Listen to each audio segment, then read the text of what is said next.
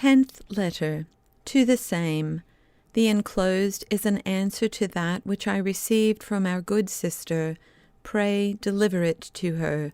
She seems to me full of good will, but she wants to go faster than grace. One does not become holy all at once. I commend her to you. We ought to help one another by our advice, and still more by our good examples. You will oblige me by letting me hear of her from time to time, and whether she be very fervent and very obedient. Let us thus think often that our only business in this life is to please God, and that all besides is perhaps but folly and vanity. You and I have lived a monastic life more than 40 years. Have we employed those years in loving and serving God, who by his mercy has called us to this state, and for that very end?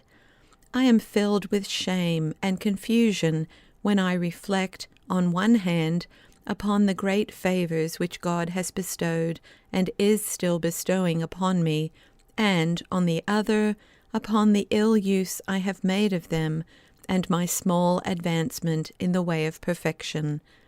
Since by his mercy he gives us still a little time, let us begin in earnest. Let us repair the lost time. Let us return with a wholehearted trust to that Father of mercies, who is always ready to receive us into his loving arms. Let us renounce and renounce generously, with single heart, for the love of him, all that is not his. He deserves infinitely more. Let us think of him perpetually. Let us put all our trust in him. I doubt not but that we shall soon find the effects of it in receiving the abundance of his grace, with which we can do all things, and without which we can do nothing but sin. We cannot escape the dangers which abound in life without the actual and continual help of God. Let us then pray to him for it continually. How can we pray to him without being with him? How can we be with him but in thinking of him often?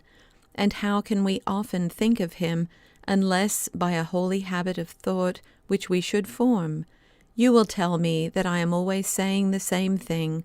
It is true, for this is the best and easiest method I know, and as I use no other, I advise all the world to do it. We must know before we can love. In order to know God, we must often think of him, and when we come to love him, we shall then also think of him often, for our heart will be with our treasure. This is an argument which well deserves your consideration. I am yours, March 28, 1689.